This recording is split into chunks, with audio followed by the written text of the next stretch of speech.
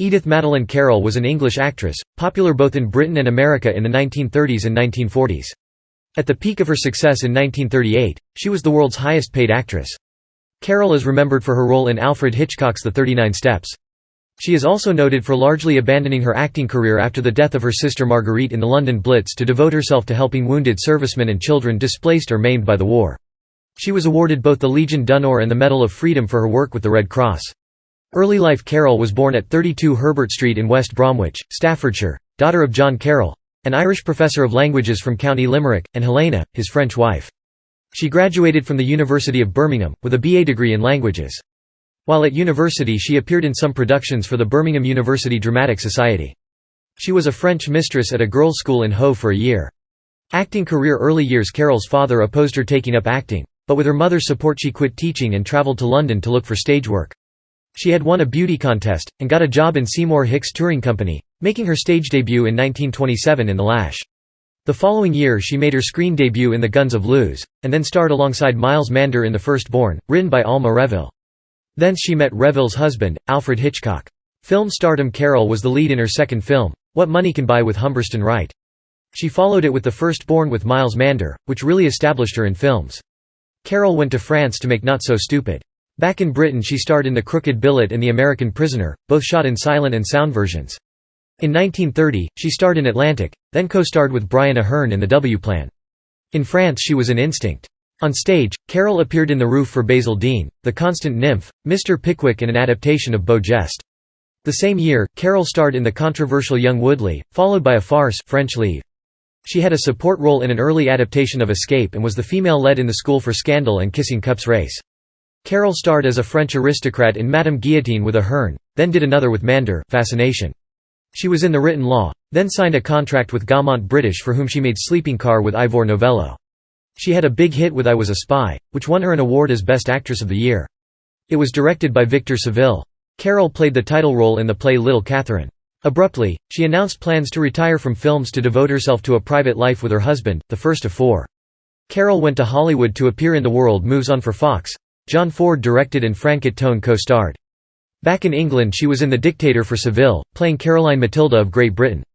Hitchcock Carroll attracted the attention of Alfred Hitchcock and in 1935 starred as one of the director's earliest prototypical cool, glib, intelligent blondes in The 39 Steps. Based on the espionage novel by John Buchan, the film became a sensation and with it so did Carroll. Cited by the New York Times for a performance that was charming and skillful, Carroll became very much in demand. Of Hitchcock heroines as exemplified by Carroll, film critic Roger Ebert wrote, "The female characters in his films reflected the same qualities over and over again. They were blonde. They were icy and remote. They were imprisoned in costumes that subtly combined fashion with fetishism. They mesmerized the men, who often had physical or psychological handicaps." Sooner or later, every Hitchcock woman was humiliated. The director wanted to re-team Carroll with her 39 Steps co-star Robert Donat the following year in Secret Agent, a spy thriller based on a work by W. Somerset Maugham. However, Donat's recurring health problems intervened, resulting in a Carroll-John Gielgud pairing. In between the films she made a short drama The Story of Papworth. Hollywood poised for international stardom, Carroll was the first British beauty to be offered a major American film contract.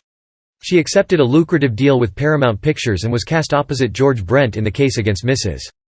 Ames. She followed this with The General Died at Dawn, and was borrowed by 20th Century Fox to play the female lead in Lloyds of London, which made a star of Tyrone Power.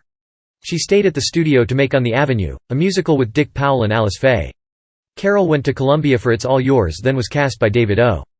Selznick as Ronald Colman's love interest in the 1937 box office success The Prisoner of Zenda. Walter Wanger put her in Blockade with Henry Fonda, about the Spanish Civil War. Back at Paramount she made some comedies with Fred McMurray, Café Society and Honeymoon in Bali. Edward Small gave her top billing in My Son, with Aherne.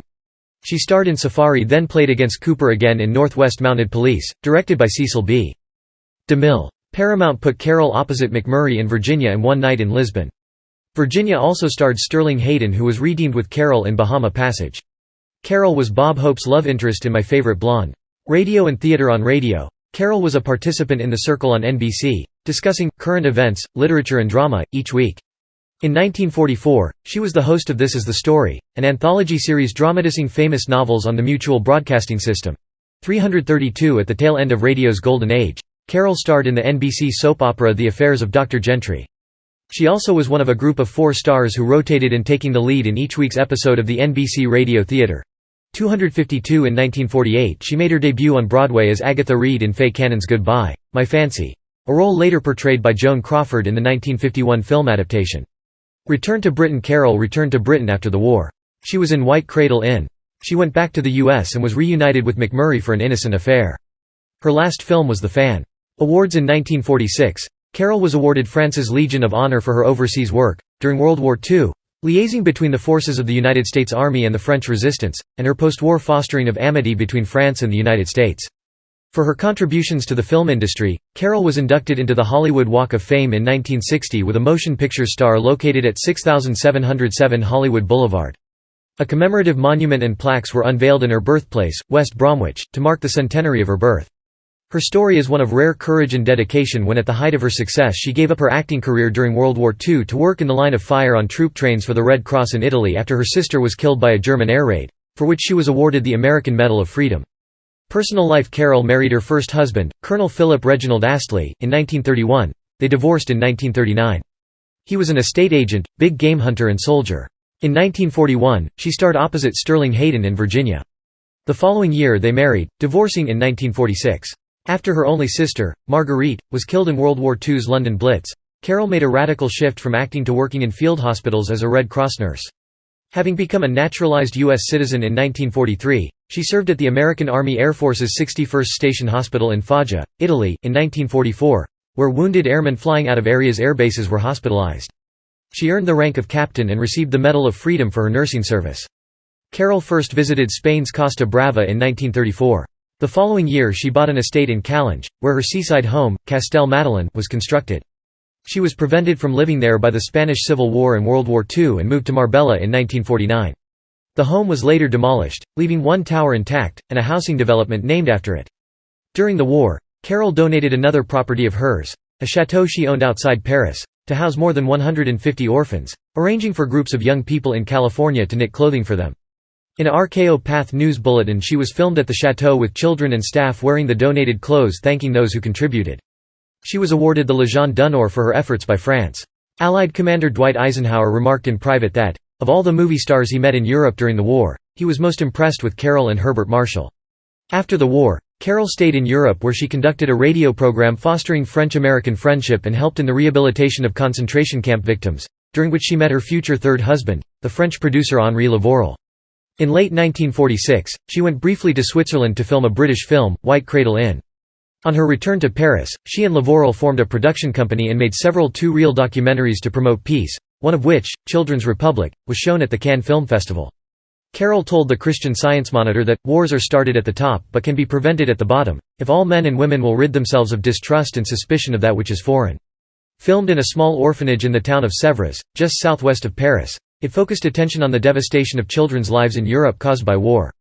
Widely shown in Canada, it became a prime source of funds for the manufacture of artificial limbs for wounded children. In 1947, Carol returned to the U.S. together with Lavorel.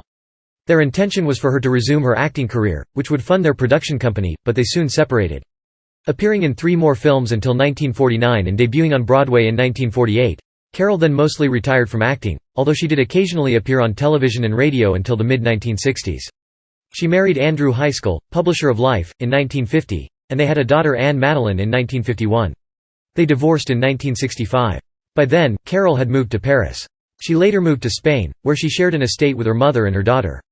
Her mother died in 1975 and her daughter, having relocated to New York, died in 1983. Death. Carol died on 2 October 1987, aged 81, in Marbella, Spain, from pancreatic cancer and is buried in the cemetery of Sant Antoni de Calonge in Catalonia.